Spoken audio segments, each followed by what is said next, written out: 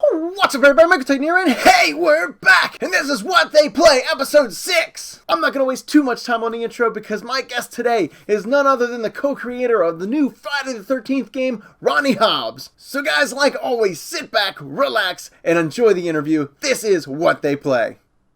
What's going on, everybody? This is What They Play, Episode 6. My guest today is the co-creator of Friday the 13th, the game. He is Ronnie Hobbs. How you doing, sir? Good, man. Thanks for having me. It's good to be here. Absolutely. I appreciate you giving us your time and coming on the show. So, hey, not a big deal, man. I'm happy to be here. So. Thank you. So real quick, the layout of the show is this. We basically ask a few questions about the game, or we get to know some things about that. And then for fun, we ask some other questions for fun. And then we have a few fan questions because I outsourced this to a couple social media sites who are really, really interested in the game. So that's the format we're going to go with. Wait. Sound good? I'm ready. Let's do it.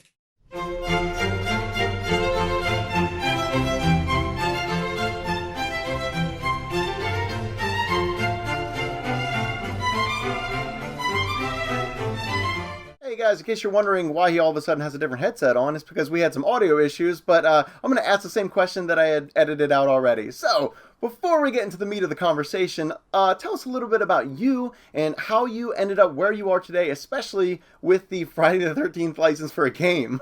Sure, yeah. It's my path is probably not the one that most people would take. If you ask 100 people, they probably have 100 different stories about how they got to the video game industry, right? Mm-hmm. So I just started out when I was a kid trying to write reviews or let anyone I know let them know that I was interested in writing reviews so that I could just get to E3, so that I could sneak into parties, so that I could do all the things you're not supposed to do at E3, but Sure. you do anyway. So this was 18, 20 years ago. So I started writing reviews for free, and then eventually you start getting paid, eventually you meet people. And funny enough, a friend of mine, actually the other co-creator, Wes Keltner, Mm-hmm. he was in the ad world, so we were helping video game companies find help introduce them and put them into video games. So help Ford and Samsung and those guys Right. buying video game companies like Codemasters with Dirt and things like that. So that's kind of how we got started. Plus we had the reviewing background, and then we launched Game Cinema HD in Times Square. Like we somehow convinced those guys to let us put a TV series on a gigantic billboard in Times Square. So we were showing trailers up there, and we started to get to know people. And before you know it, we started making our own games. That was 15 years later. Here we are, and I'm sure you know the story of summer camp. I don't know if that question's going to come up. It will. In a minute. Okay, cool. So that's how I got here. And so yeah. Wow, that's pretty amazing, actually. It doesn't seem like it's that outside of the box, though. You did what you had to do. You embraced the grind, and you did it. I mean, that's what it's all about. Well, Some people go to school. Well, yeah. I mean, I don't just mean college. I mean, you take game design courses, and Sure. you go to, there's lots of schools that you can do that. So what you don't typically do is not have a skill when you start out. Like you Right. just know you want to work in the video game industry, so you're like, I guess I'll review games, and not knowing that that's incredibly difficult. So 10 years later, you slowly learn that, you slowly figure out, oh, that's how games are made. You start to learn on your own, and there's lots of free things online you can discuss and read.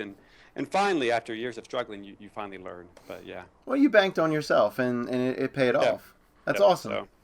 Well, okay. Well, it's been about 25 years since the latest Friday the 13th game. That's a long time. You've had an incredible Kickstarter. I think it's raised something over like $800,000. Does that sound about right? Yeah, it's eight and some change. So That's and that was incredible. just on Kickstarter. Now we're on BackerKit, which Yeah. for those who haven't been through the Kickstarter phase, that ends after 30 days or however long you set your campaign, and then you have to continue to raise money through another website. So it's called BackerKit. Mm-hmm. We call our slasher backer. So we That's actually awesome. are still raising. All the pre-orders we still are taking are going towards features on Kickstarter, but the Sure. Kickstarter page, you can't update it anymore. So that Right. chart just kind of stays where it's set. Well, you're Yeah. bound by their limitations. So, I mean, Exactly. yeah. So can you walk us a little bit about how that process went, and then why was Man. now the right time for now, obviously it didn't start Sure. out as a Friday the 13th game, but why was now the right time for a slasher camp counselor game? Well, there's two aspects. So we didn't know this, but Sean Cunningham and the Mhm. Friday 13 team, they've been thinking about a Friday 13 game for a long time, longer than it took for them to approach us. So while we were in our little world thinking about Friday the 13th and the slasher genre and how to bring it to video games, they were also trying to get a game made, but they never heard a great idea. So what that tells me is they were just continually pitched single-player experiences, because you rewind 10 years ago, multiplayer wasn't acceptable. I mean, Right. it was okay, but it wasn't the standard thing that you want out of a game. So they were pitched single-player ideas over and over and over and over, and it just wasn't interesting to them for some reason. So I think it makes sense now that the time is right, because we are seeing more multiplayer-only games. And the idea of you and your friends controlling these characters, and the idea that your friend is Jason, or the human element. The human element is really what makes our Sure. game. People screw up and they make mistakes, and that's what happens in horror movies. So it's the multiplayer facet that I think makes it unique and makes the time right now. That's awesome. But the Kickstarter process was crazy. Anyone who's ever been through it knows exactly what I'm talking about, and those who haven't never will. Is the craziest. I mean, messages by the thousands, just nonstop, and you just have to stay on top of it, and you have to plan 80 steps down the road, all the costs, a lot of hidden costs you don't know about, but it was worth it. So we have the most loyal fans in the world, Friday 13th and horror fans. They've been carrying the series for 30 years. That they've kept it going. So. Absolutely. So I've spoken with other people who have done Kickstarters, and from what I gather, the word to describe it is just stress from start until finish. There's a brief period in there for like 6 seconds where you look at the total and you're like, yeah, and you're like, oh shit, how are we gonna do T-shirts? They cost triple what we thought. Or, you want to do a physical copy of something, you got to manufacture those, and you just have to make sure that you look at every single cost along the way, or else you're going to be in the hole when it's done and you're like, oh God, what happened? Which we've seen many Kickstarters fail because of that. Right. So important part is planning and doing your research, and we did that. So. You had mentioned Sean Cunningham earlier. Yep. For those who don't know, why don't you know? But for those of you who don't know, he is the original creator of Friday the 13th, and he holds the license over the franchise. So, I mean, tell me a little bit more about how that process went to where, obviously, there's more to it than what you had previously said. Like, they were looking for someone, and you guys wanted this, but it didn't start out as that. It was, remind me, it was Summer Camp Volume 1? We were Slasher Volume 1. Yeah, that's it. And Summer Camp. So Summer Camp was just an extension. That was Volume 1. We had planned to do Volume 2, and that's awesome.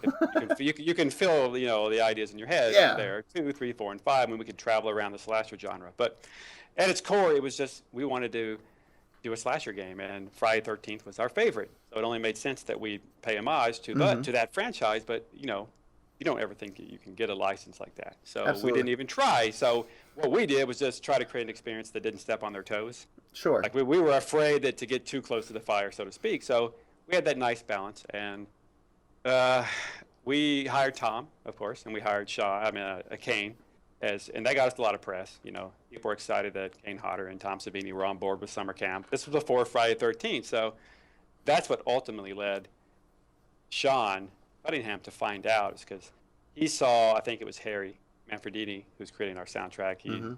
He's famous for the sound, right?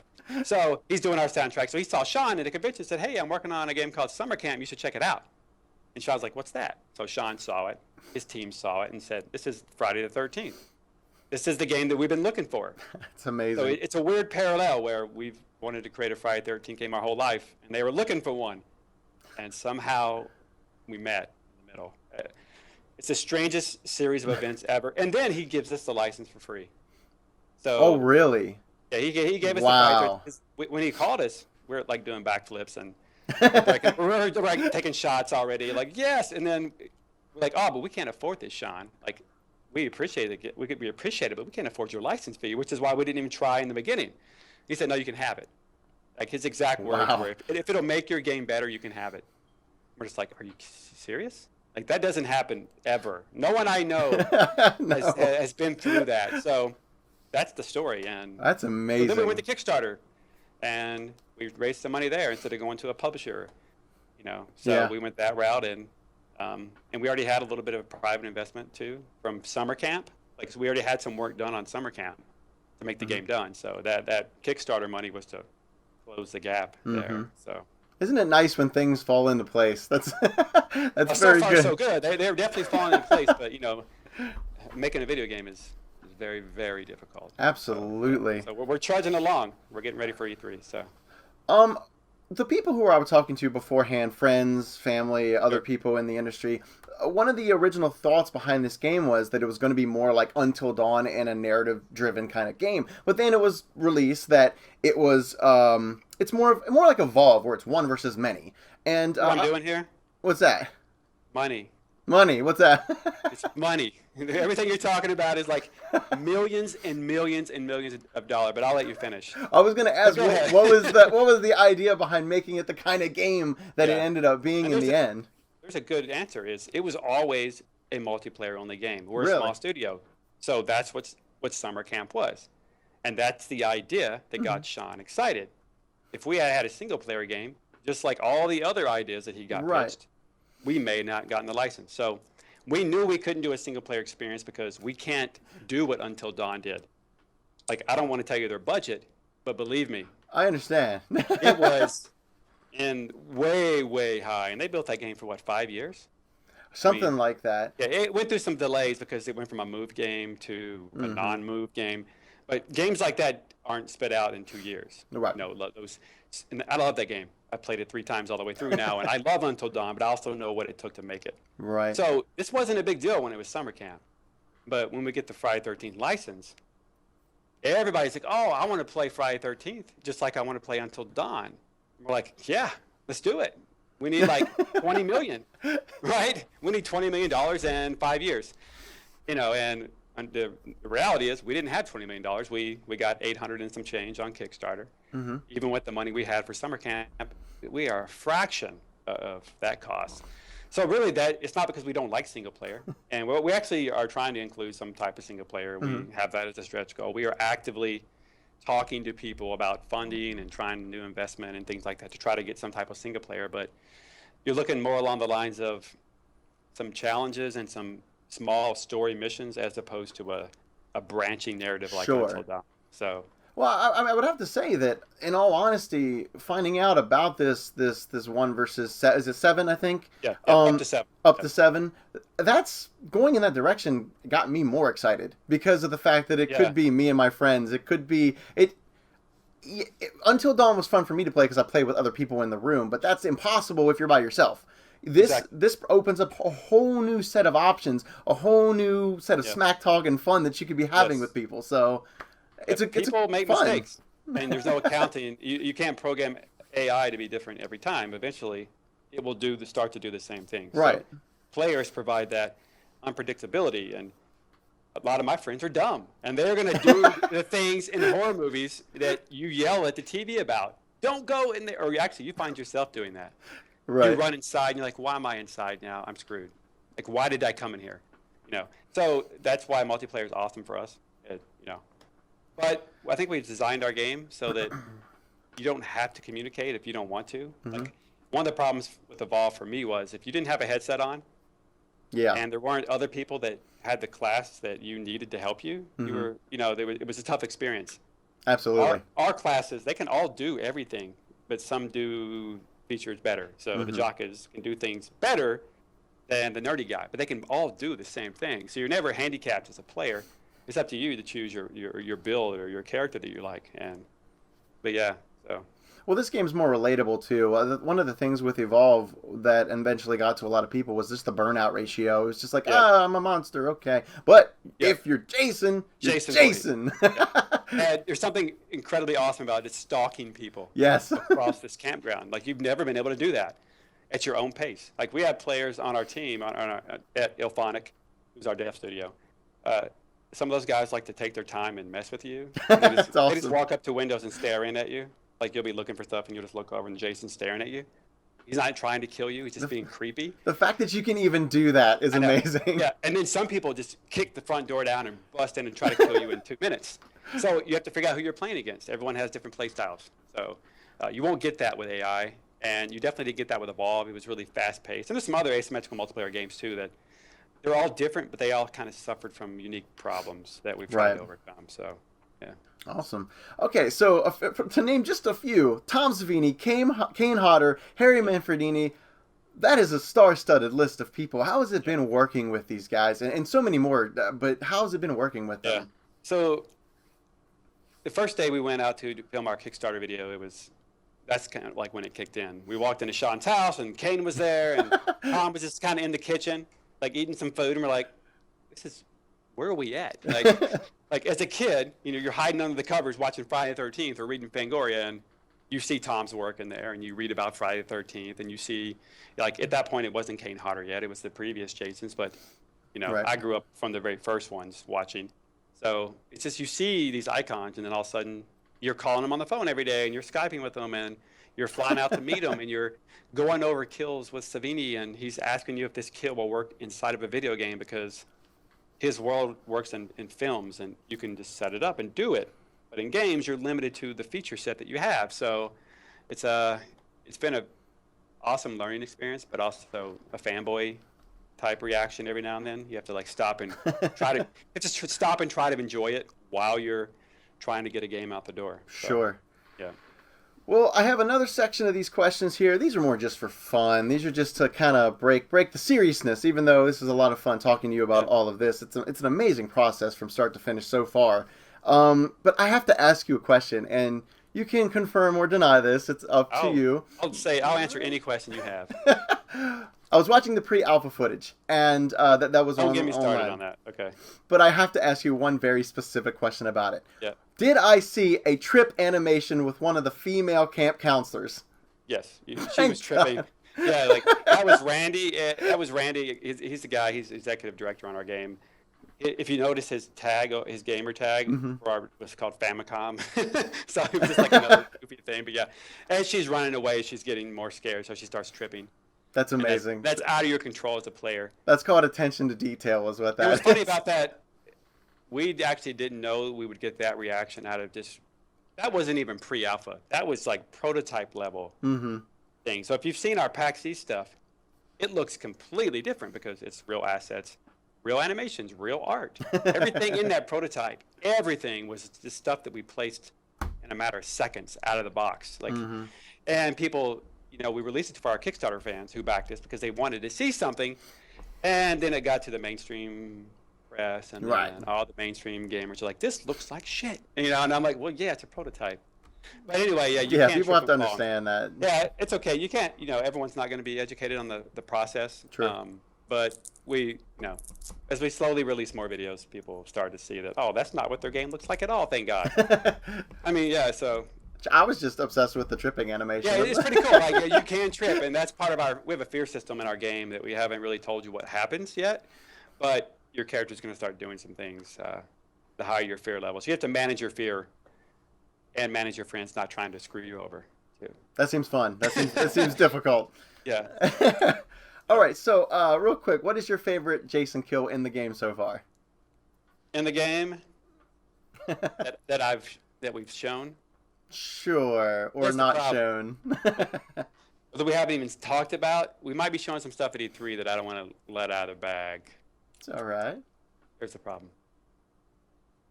I can't tell you, man. Like, you're killing me. favorite kill I have in the game. Okay. I can't do this. You can. Someone's gonna yell at me. Someone's gonna yell at me. I'm gonna cheat and just say the sleeping bag kill. Okay, that's in the game. Oh yeah, we unlocked it on our. It was a stretch goal on our Kickstarter. Mm-hmm. So we actually just unlocked it. We just did it because we That's wanted awesome. it in the game. So if you decide to hide in a sleeping bag, anywhere out in the forest, try to hide. Don't. Just I wouldn't don't. recommend it. Don't. Just keep running. You're automatically gonna get it. Yeah. So anyway, the sleeping bag kill is pretty awesome. Yeah. All right, let's see here.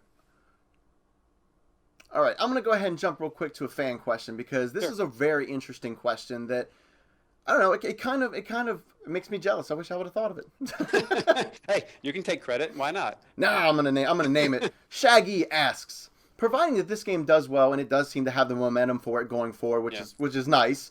Do you think that this will have some kind of ripple effect for the resurgence of other horror movie franchises? A lot like, I guess, Batman Arkham Asylum did for superhero games, you know? Yep. I hope not. I hope we get to do it. Like, Well, I yeah. mean, if that means that we're the ones doing it, great. That would makes be sense. awesome. That makes sense. We all have our favorites. I mean, everybody on the team has a second favorite slasher genre. Like, I'm in love with Texas Chainsaw Massacre. Sure. Some other guys are in love with Halloween and Nightmare on Elm Street. So it would be a fight to figure out what game was next if we were lucky enough to be able to do it. But I hope so. Yeah, I mean, even if it's not us, the slasher genre is ready to come to video games, and as long as we don't scare people away too much with Tom Savini's kills Right. and how graphic some of these. They're more Last of Us I don't know. Mortal Kombat exists. You're fine. Yeah, but Mortal Kombat is cartoony, and it's so over the top that you almost don't believe it. You know, when you see when you see a young adult female who shouldn't be murdered, okay. you see her get her head smashed on a door or some other disgusting things. I see where you're going. People start to cringe because you can relate to these people. You can't relate to the Mortal Kombat characters because their heads are exploding, and so. Maybe you can. You don't know my life. I can relate. Okay, there you go. This one actually goes unnamed. I don't know who asked this. They did not put a name. Those are the best. Those are the best. And you know what? It's a real dumb question that I love. That's okay. If you could speak for Jason, which I don't know if you can, but what would Jason's favorite food be? His favorite food. It's real dumb. Crawfish. Crawfish. Why? Because that's what he lived on for 20 years after he crawled out of the lake and didn't drown. Oh my god. That's a good answer. I'll just leave that as that. Which I won't even get into, by the way. People think Jason drowned, by the way. People. Well, I mean, he didn't. It's a mixture of opinions, but yeah, he did not drown. So people should look it up. It's an interesting story and take for people that don't know. Google "did Jason drown" and see what you get. Do it now, everyone. 99% of people think he drowned, and there's about 10% who don't, and then there's some filmmakers who say he didn't, and then some who say he did. It's an interesting concept. Even filmmakers are arguing this fact. Well, even like the people who wrote that story, like it was introduced in the sequel. Part 1 was set up to have Jason drown, but in part 2, they needed a 30-year-old killer, and 12-year-old boys don't crawl out of the lake and still continue to kill people. It's good. That's a good point. So he lived off crawfish for 20 years in the woods until he got his strength and came back and got revenge for his mother. So. He's just a misunderstood country boy. That's all. Yep. So crawfish is my answer. I don't know if you have announced this yet or not, but are we looking at a wide selection of maps for the game? Do you have a roundabout number? Well, that's funny because I will say this. I know the map variety is important. Sure. When I play multiplayer games, I want 1 billion maps. I get it. But if there's one game that could get away with having one map, it may be Crystal Lake. Like, what other map would there be? Sure. Right. You're not going into town at the grocery store, right? But what if you were? Like Nightmare on Elm Street would be on Elm Street, right? It would be in the neighborhood. And Leatherface would be out in the country at his house. Like, you can only do so many things with the franchise, but we did announce at PAX East that we included the Higgins Haven portion of. Okay, cool. The Crystal Lake is really big, by the way. People think that it's one camp. It's not. That the movies take place all across the miles and miles and miles of Crystal Lake. Right. So these people live around Crystal Lake, and the Higgins family, which is the site of part 3, there's a famous house and a barn. We have that map, and that was a stretch goal that we just unlocked. And there's another stretch goal for another map that we're unlocking too, that we haven't revealed the name of it yet. So that would put us at 3 maps. So people say only 3 maps, but they're dynamic. So they're going to change every time you play them. Some cabin placement, car placement, escape vehicle placements, like weapons and items, and the layouts of the cabins are going to change. We have this awesome system we built where you walk into a cabin and it won't be the same every time. Okay, so it's like a procedurally generated maps and areas? I was going to say that word, but that's like every word. Every game has that now. Yeah. Every game is procedurally generated or roguelike, right? So it has elements of it, but yeah. So even though the Crystal Lake map is Crystal Lake still, everything about it will be different. Not everything, but a lot. And then even the Higgins Haven map will have some cabins that change and do things. So that makes sense. So one map can have the sense of feeling like multiple areas because different things will be in different. That's good. It's a good idea. It's definitely a good idea. Replayability. It keeps it fresh too. Exactly. Yep. Again, I'm not harping on Evolve because I played Evolve a lot. I liked it, but everything was kind of the same. Every time you played a map, that was the map you were given. Yeah. How many maps? I don't even remember how many they had, but 4, 5, maybe 6. Something. Yeah. So it's a hard thing to do. Like, to their credit, I mean, it's hard to create this dynamic system because then you have to funnel gameplay. You have to make sure the gameplay is works in every variety that you have. Sure. So it's very difficult, but we're doing it. So Is there an unlock system for the game? yeah, there is. So we have like this player profile. So Mortal Kombat, if you're familiar with Mortal Kombat, Sure. Your player profile levels up, and then that will help you unlock things for both Jason. Like you're going to unlock new Jasons as you progress, and new counselors, and some other goodies. So You said something just now that intrigued me, and I don't know if you can speak on it or not. You said new Jasons. Can you give me an idea of what types? We've announced Sackhead, so part 2. Oh, okay. He's in our game. Part 3, of course, the first time he gets the hockey mask. Part 6. Mm-hmm. So utility belt Batman Jason is what they call him. He had these knives on his side, and like he was very utility. Like he had all these little pouches on him. And then 7, that's the first time Kane played Jason. So 7's in there, 8 and 9. So actually 6, 8, and 9 were voted in. We had a vote, and that was one of our Kickstarter tiers. Sure. Where we were going to let the fans vote on 3 new Jasons. So those are our Jasons. And Tom Savini's making a brand new Jason. I saw like It's a little on bit of canon. behind the details, like now, or behind the scenes on that. And is that to be assumed that it's going to be a maskless Jason? We haven't said. People are trying to speculate where it fits in the timeline, and Saw No, a we'll lot get of figured saw a out. lot of textures being made for that face. there's a lot of faces. Every mask has their face underneath, and they're all Okay. different, and unique. So you probably saw one of those, but no, we haven't shown anything for Savini's Jason yet. That's awesome. I When can't we wait to announce see it, I it. think people would be like, "Huh?" So All right. yeah, All right. that would give us 7 total Jasons that you can unlock. Any Jason X? He didn't make the cut. He came in Wow. 4th place. He came in Fourth 4th place. That's Instead of- all right. Yeah, the top 3 made the cut. So no. Yeah. The random one of the bunch, I would say, for sure. Yeah, he may look a little out of place at Crystal Lake, but that's okay. Yeah, no, those two don't go together. You're right. Yeah. We have to build like the spaceship, but This game is being slated for October for PlayStation 4, Xbox One, and PC. Yep. I don't think I'm leaving anything out. So tell everyone where they can go to pre-order and what they can get with different. You have different tiers, different bundles, correct? we did. Is was that through gone now? Kickstarter. So now there's still some cool things you can get. Okay, but tell all us the about those. add-ons. So right now, if you go to f13game.com, Mm-hmm. just f13game.com, that's where you can pre-order our game for Steam, Xbox One, or PS4. You can also get the collector's edition, which is a steel case.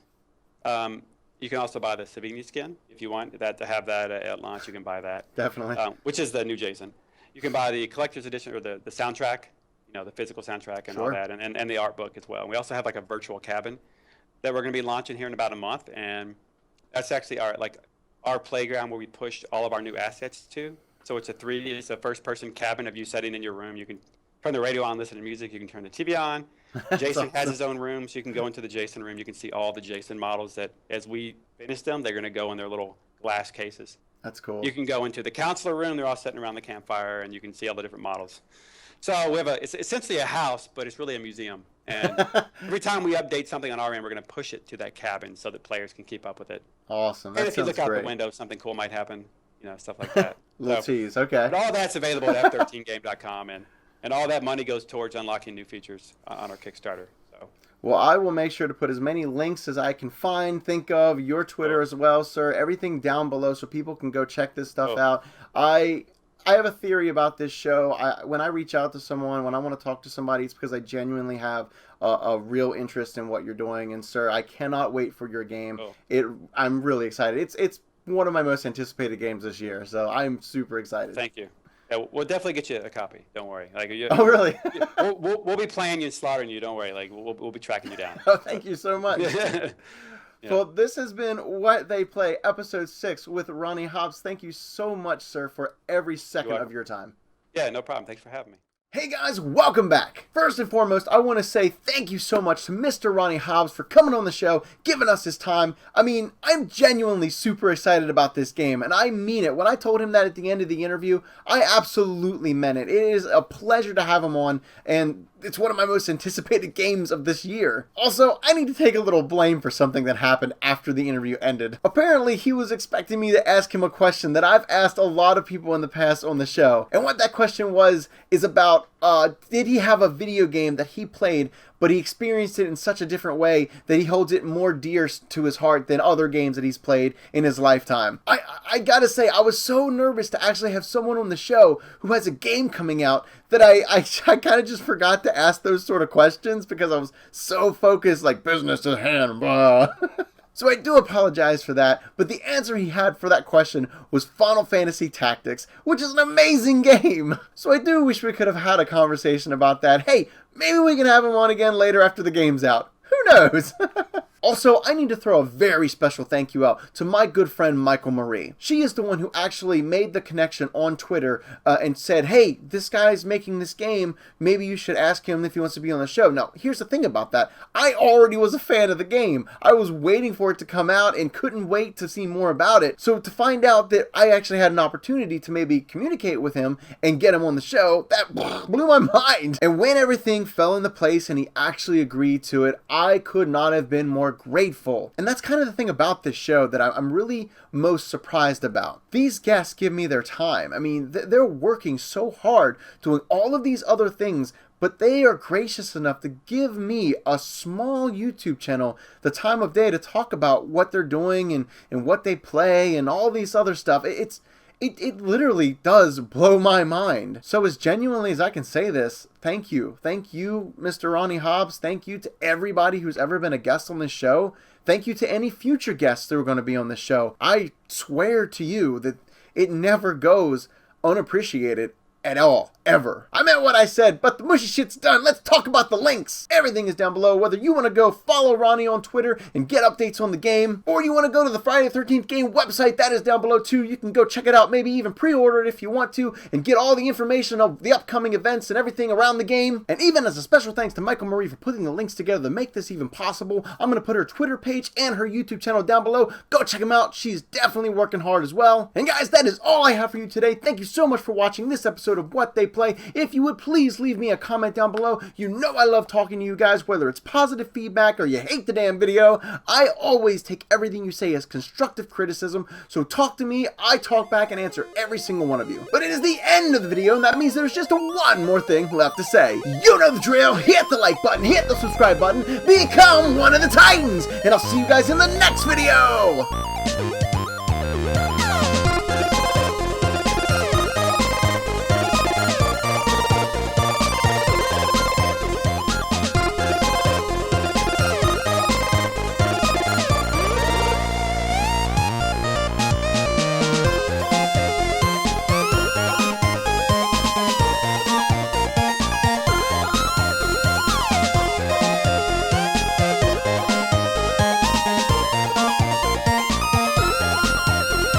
What's going on, everybody? This is What They Play, episode 6. Today, my guest is the co-creator of Friday the 13th, the game. He is Ronnie Hobbs. Thank you so much for joining us, sir. Hello? Oh no, I think I lost you.